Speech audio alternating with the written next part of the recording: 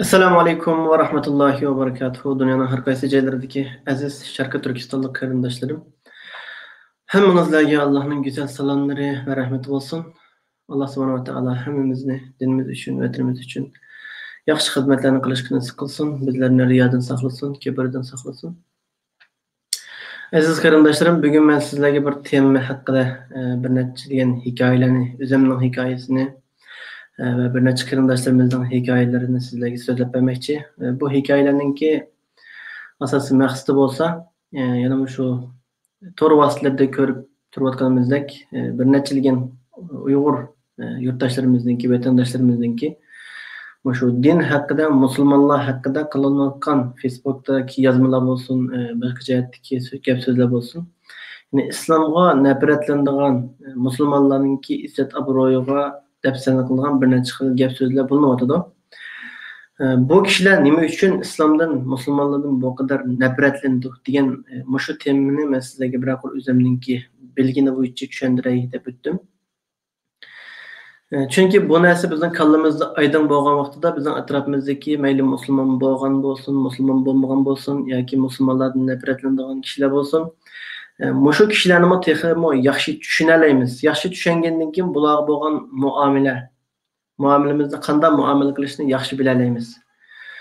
Hem bunu bilgan vaqtimizda o'zimizningki musulmonligimizni texmo yaxshi joriy qildira olamiz. Allohningki dinini yeyishga texmo foydasi bo'ldi deb qarayman. Nima uchun bu temada bugun so'zlamoqchi bo'lib qoldim degan vaqtda, chunki men yosh vaqtda, ya'ni kichik vaqtlarimda, 15-16 yosh vaqtimga qadar musulmonlardan nafratlanish, islomdan nafratlanish tuyg'usi menda bo'lgan.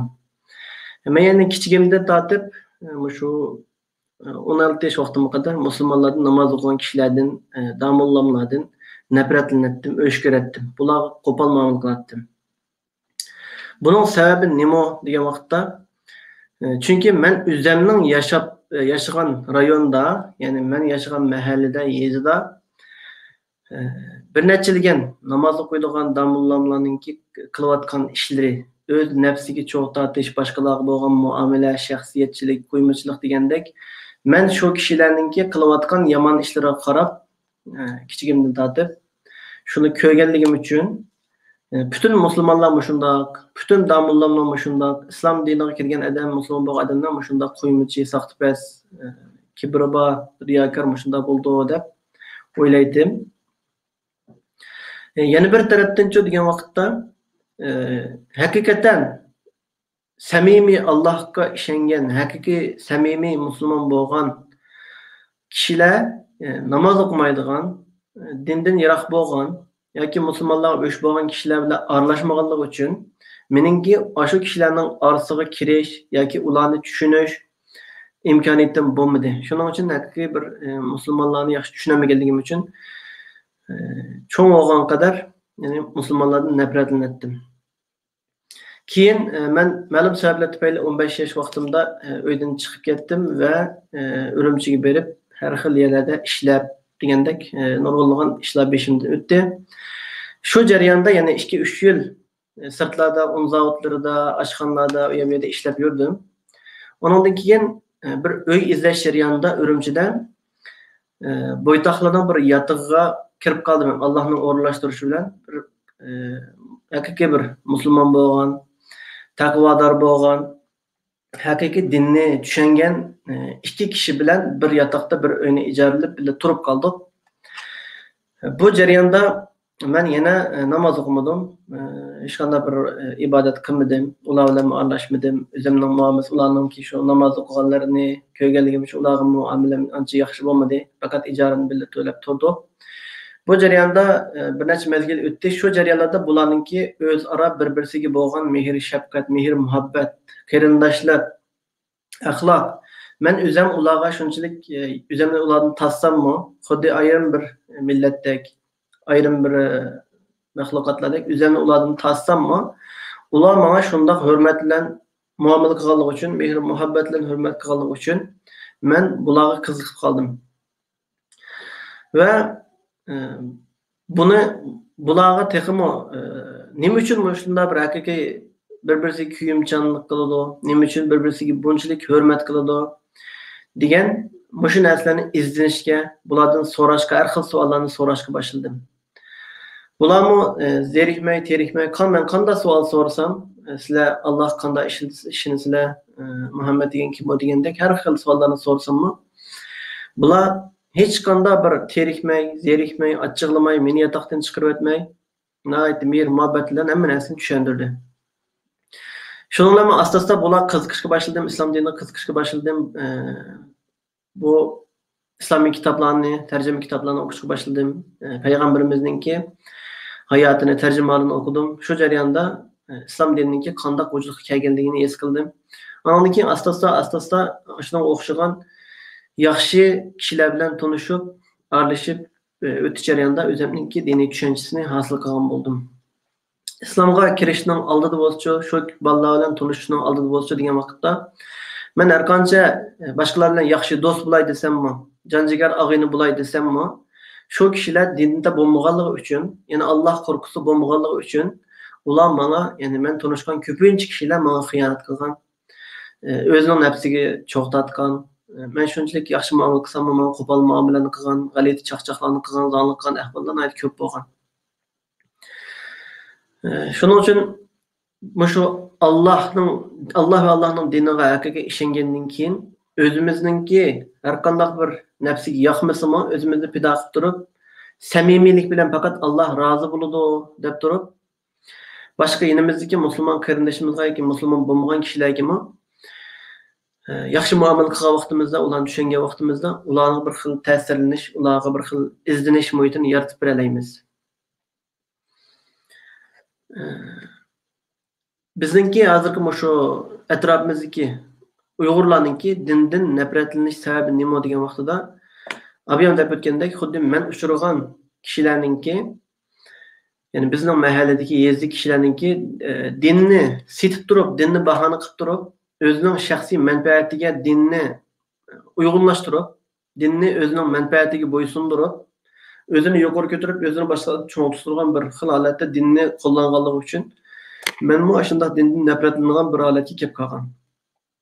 Shu hozirgi jamiyatimizga qaraydigan bo'lsak, hozir jamiyatimizda bo'libmi, shu Turkiyadami, chet elda, biz ya'ni Sharq Turkistonda chet elga chiqqandan keyin bir necha xil sabablar tufaylidan, ya'ni bu temalarda to'xtalsak, vaqt uzrab ketadi. Bir necha xil sabablar tufaylidan bizningki qarindoshligimiz, dinga bo'lgan so'zqinligimiz, dinni o'zimizning nafsiga bo'ysundirib turib ibodat qilganligimiz uchun o'zaro, ya'ni diniy qarindoshlarningki Alloh subhanahu va taolo innamal mu'minuna ikhwa deb bizni mu'minlar o'zaro haqiqatan qarindoshdir deb bizga buyruq qilgan bo'lsa, musulmonlar haqiqatan o'zaro qarindosh bo'lsakmi, o'zaro qarindoshlik mehr muhabbatimizni yetkazolmaganligimiz uchun yillardan, ya'ni 4 yil, 5 yildan beri har xil ixtiloflar bilan Suriya, Iroq masalalari tufaylidan har xil talash-tortishlar bilan o'zaro bir-birimizga dushmanlashish, o'zaro bir-birimizni hurmat qilmaslik, ommaviy sorun demasdan tor vositalarida, gruplarda, WhatsApp gruplarida, Facebooklarda har xil bir-birimizga haqorat qilish, talash-tortish qilish, bir-birimizni kamsitish, bir-birimizni dindan chiqding deb turib do'zax hukm qilishlarimiz sabablikdan dinni yaxshi tushunmagan kishilar, bo'libmi yoshlarimiz, yosh o'smirlarimiz, ham bu qari deganlar, musulmon deganlar, islom deganlar, mana bu shundoq o'zaro bir-birisi bilan ixtilof qilishgan, o'zining dinini ham yaxshi tushunmaydigan, bir-birisi bilan qarindoshligi bo'lmagan, bu shundoq qon to'kadigan, jidal majro qiladigan saxtpaz insonlar ekan deb dindan yirginadigan, musulmonlarga nafratlanadigan, o'sh ko'radigan holat shakllandi.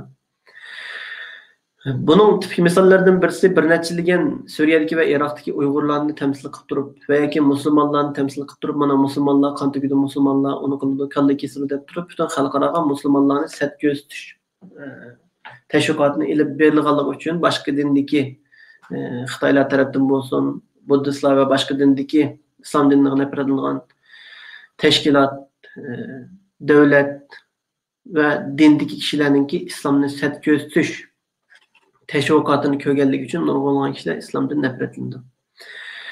Bunun yana bir misal nima desa, men tanıdığım bir neçe hemşerilerimizin hikayesini söylep bersem, bir hemşerimiz vatanda Özününki ata-anası devlet kadrı boğan, ata-anası devlet kadrı boğan bir hemşirimiz üniversitede okuş jarayonida özünün etrafidagi bir neçiligen musulmon balalarınki pakizligi, ahlakı, bir-birisiga bo'lgan mehr muhabbetiga qarab ta'sirlanib, bular bilan do'st bo'lish, aralashish jarayonida islomni butunlay emas, kichkina dastlabki bir qiziqishda namoz o'qishga boshlab, yuzini etishga boshlab, hatto universitetni to'xtab, ota-onasi biz rozi bo'lmaymiz, bolaligimizdan chiqarib etamiz. Agar sen universitetni o'qib, shunday yuzingni yapsang, sen bizning bolamiz emas desimi, ota-onasining qarshiligiga rağmen universitetdan to'xtab, yuzini etib, dinda o'qishga boshlaydi qisqa muddat. Undan keyin dinni chala bo'lib tushunib, chet elga chiqib, Turkiyaga yana yuzini etib, o'zining davomliq holatini saqlab, namozini o'qib qiladi. Bu jarayonda men bayatında deb o'tgan yillarcha davomlashgan musulmonlarning orasidagi talash tortish, ixtilof, bir-birini sen musulmon emas, sen murtad degandek har xil haqoratlarni ko'rgandan keyin hech qanday mehr, shafqat, mehr, muhabbatni his qilolmay va boshqa sabablardan, ya'ni iqtisodiy qiyinchiliklar sababdan asta-asta o'zining yuzini echib, yog'liqini elib, yalang'ochlik bo'lib, boshqa normal shirkatga, sayyohat yetakchilikka, xizmatga tushib ketib, namozlarini tashlab, yana qaytadan burungi holatiga qaytib ketishga sabab bo'lib qolgan. Yana buning yana bir tipik misoli nima desa, Yevropadagi ma'lum bir kino shirkati musulmonlarni zangli qilish uchun, musulmonlarni xalqaro satga o'sish uchun Bilal radhiyallohu anhuning kinosini haqiqiy holatida emas, uni qiziqarliqlashtirib, satlashtirib, tarixni burmilab, zangli qilib bir kino ishlamoqchi bo'ladi. Bu filmninki baş ko'tara olg'uvchisi bu kinoni ishlash jarayonida nurg'unlagan araştırmalarını yapıdı, izlenedi. Bilal radhiyallohu anhu to'g'riliq, musulmonlarning hayoti to'g'riliq tarixdan izlenedi. Bu jarayonda bu kishi islomni his qildi. Ya'ni Qur'ondan, hadisdan, oyat, shu rivoyatlardan izlanish jarayonida islomni haqiqiy his qila oladi. His qilib bu kishi tövbe qildi. Ammo afsuski bu kishi tövbe qilib islomga qoyil bo'lib musulmon bo'lguncha bu kino putib chiqdi. Hazrati Bilalning kinosi putib chiqdi inglizcha, buni zanglik qilib ishlab chiqardi. Ammo bu kishi putib bo'lgan bo'lsa-mu, shu Bilal radhiyallohu anhuning kinosi qo'yilgan shu televiziya kanaliga chiqib musulmonlardan o'zir, ya'ni kechirim so'raydi. Men uqmasdan shu kinoni ishlashga sabab bo'libdiman. Men haqiqatan shu Bilal radhiyallohu anhuninki va Muhammad sallallohu alayhi vasallamning haqiqiy tarixlarini o'qidim va men pushaymon qildim, men tövbe qildim, men musulmon bo'ldim deb buni jakalaydi. Bundan keyin shu kinoni ishlagan shirkatning bu kishiga jarimani qo'ydi va xizmatidan ib tashlaydi. Shunchalik badal to'lashlarga rağmen yana bu kishi o'zininki dinidan, islomdan yonmaydi. Shuningga o'xshagan, yana bu kishining oxirgi so'zi din bo'ldi televizor kanalida bu kishi deydi: "Men islomga musulmonlarning hozirgi ahvoliga qarab, musulmonlarning ezilgan chechinang'o bir-birisiga chiqmaydigan shunda holatiga qarab, men musulmonlar shunda saxtipast, nafsoniyatchi, axloqsiz, har xil qaylangan ishlarni qildi deb o'ylaydim. Lekin burungi musulmonlar bilan, yana tarixda o'tgan 1400 yil burun o'tgan payg'ambarimizning davridagi musulmonlar va xalifalik davridagi o'tgan musulmonlar bilan hozirgi zamonda osmon va farq qildi ekan. Agar nurg'ulg'an kishilar islomga kirmagan bo'lsa, buning sababchilari hozirgi zamonda yashayotgan, ya'ni dinini setib yashayotgan musulmonlardir deydi. Va buningga o'xshagan nurg'ulg'an xristianning poplari, yahudilarning ulamolari ve nurg'ulg'an professorlar, doktorlar shu dinga qarshi, ya'ni dinni, islomni bir tushunay, islomni tushungandan keyin men islomning xatoligini, xatoliklarini tepib, anandan keyin musulmonlarga qarshi men tashviqot da'vat ilib borman deb nurg'ulg'an o'nlarcha, yuzlarcha kishilar islomga qarshi bir shaklda bir faoliyat qilish uchun, harakat qilish uchun islomda araştırib, izlanib, buningki haqiqatan mukammal bir din ekanligini, amaliyotda insonlar haqiqatan o'zininki hayotini pido qilib turib, o'zining nafsini pido qilib turib, mol-mulkini pido qilib turib, haqiqiy Allohga bo'ysunib yashasa, buningdanmi go'zal bir qonun bo'lmaydiganligini, buningdanmi go'zal bir muhit hayot bo'lmaydiganligini deydi nurgulgan profesör doktorlar. Ama hazır zamanımızda köpünçü Müslümanlar dinni, Kur'an'ni, hadislerini özünün nefsiga bo'ysundurgan holatda ishiltib yashaganligi uchun kishilar bir qarashda biz musulmonlardan nafrat qilgan holat shakllanib qoldi. Amaliyotda deb o'tgandek nurg'unlagan haqiqiy musulmon bo'lgan haqiqiy o'zining nafsidan voz kechib turib, haqiqiy to'g'ri yo'lda menayotgan nurg'unlagan musulmonlar bor, ammo bularni bayqash, izlanish test bo'lyotidi.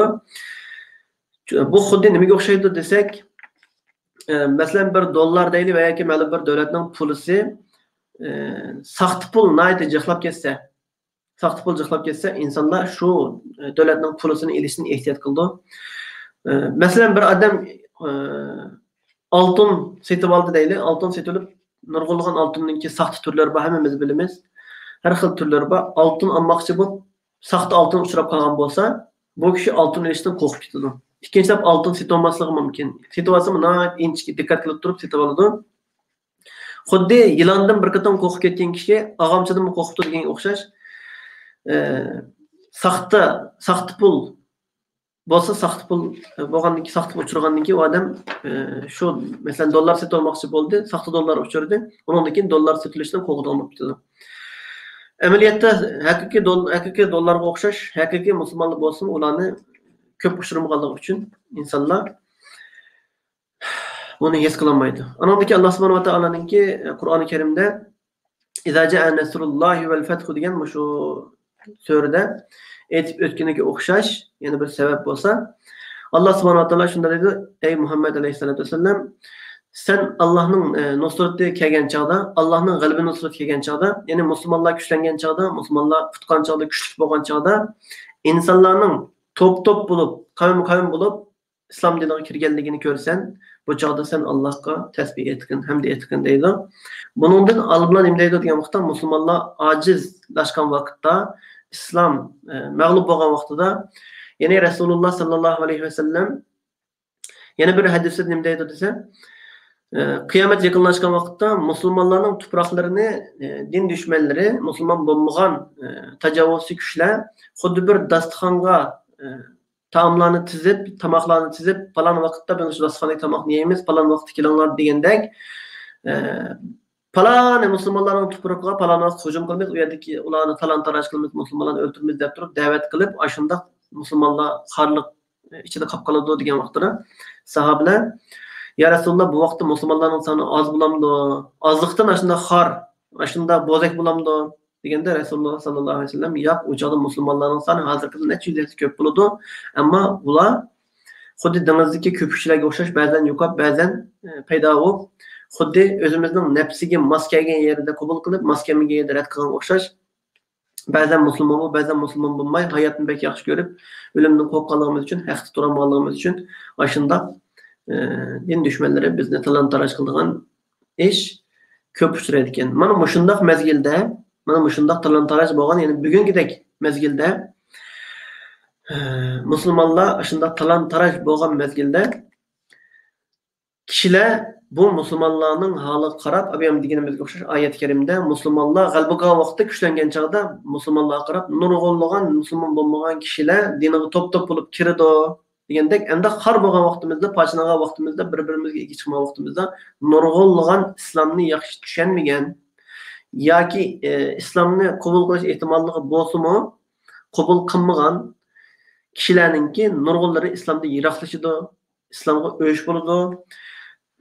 İslamda mükemmel soranmagan, haqiqiy tavhid ehli bo'lmagan kishilar, ya'ni islomda yiroqlashib, musulmonlikdan chiqib, shunda xarzabun bo'lib yashab ketishga sababchi bo'lib qolamiz. Yani buning sababi nima degan vaqtda, asosliq sabab ya'ni biz musulmonlardimi? Buning sababchisi biz, ya'ni bizdami buning sababligi bor. Chunki biz haqiqiy ravishda Allohga qulluq qilolmadik. Haqiqiy ravishda dinni yaxshi tushunolmadik. Haqiqiy ravishda Alloh subhanahu va taolo bizga buyruq qilgandek dinni ravishda o'rganolmadik. Nurg'unlagan kishilar o'zini bilimdor, dindor, damullam desimi, chala bilganligimiz uchun haqiqiy dinni, masalan, oyat yoki hadislarni qanday vaqtdan, nima sababdan tushganligini aniq bilmay turib qarg'ulachi o'zimizning nafsiga bo'ysundirib so'zlaganligimiz uchun yoki shu xil shaklda atrofimizdagi kishilar bilan musulmonlar bilan dushmanlashib, nafratlanib, urushlar qilib, arzimas bir narsa uchun, qimmatsiz bir narsa uchun dard talash qilganligimiz uchun, mehr muhabbat yetkazolmaganligimiz uchun, bir-birimizni qo'g'diyolmaganligimiz uchun, dinimizga haqorat qilinsa, dinimizni to'g'ri shaklda, axloqiy shaklda qo'g'diyolmaganligimiz uchun, o'zimizning vazifasini ado qilolmaganligimiz uchun mana shundoq xor zabun va insonlar dindan yiroqlashgan bir muhitda yashayotimiz. Allah subhanahu va taoloninki yana bir bizga ko'rsatgan yo'l yo'riqda, yani Rasululloh sallallohu alayhi vasallam, ey Allohim, sendan tilayman mushu ummatimni zalimlarning oldida, din düşmanlarining oldida, Allohning düşmanlarining oldida hargiz mag'lub qilib qo'ymag'in deb Allohga duo qilgan vaqtida Allah subhanahu va taolo, ey Muhammad sallallohu alayhi vasallam, agar sening ummating, ya'ni Muhammad ummati qachoniki o'zaro ixtilof qilishmasa, o'zaro bir-birisining qanini to'kishmasa, o'zaro birligini, qarindoshligini saqlab tura olsa, hargizmi zolimlarning oldida mag'lub bo'lmaydi. Ta qiyomatga qadar hargiz mag'lub bo'lmaydi deb Alloh subhanahu va taolo bizga bu yo'l yo'riqni bergan ekan. Shuning uchun biz o'zimizningki birligini, qarindoshligini, mehr muhabbatini saqlab qolaylik.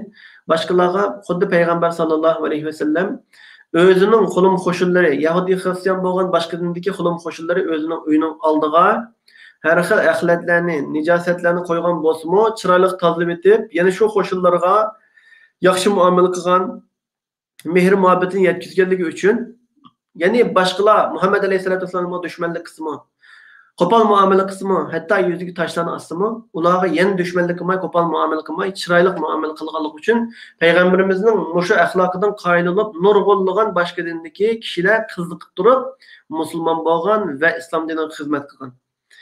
Biz shu masalalar ustida nihoyat qattiq izlanishimiz kerak. Alloh subhanahu va taolo bizni tekrar riyodan, kibrdan saqlasin. Dinimiz uchun, vatanimiz uchun, musulmonlar uchun, islom uchun texmi yaxshi xizmatlarni qilishga nasib qilsin. Hammamizni bu psixik kasalliklardan yiroq qilib, bir-birimizga mehr muhabbatlik, o'zimizning musulmonlik axloqini saqlab qola oladigan har qanday kishiga, u mayli din dushmani bo'lsin, u mayli qanday kishi bo'lsa, o'zimizningki bir musulmonlik sifatini saqlab qolgan asosda go'zal axloqimiz bilan vaqirab, jaqirab o'zimizning xudini yo'qotib qo'ymay, vahshiyleşmey, düşmanlaşmay, nayet chiroyli şekilde muamele qilishni o'zimizga bir sünnet şekilde qabul qilsak, Alloh hammamizdan rozi bo'lsin. Qat'iy o'zimizning atrofidagi musulmon qarindishimizga kichikkina bir manfaat uchun va yoki ilm berim uchun qo'pol, vaqirab, ko'ngilni ranjitadigan ishlarni qilmasak, Alloh hammamizdan rozi bo'lsin. Bu ishlarga qat'iy diqqat qilaylik. Ko'rishguncha omon bo'lgaysizlar. Allohga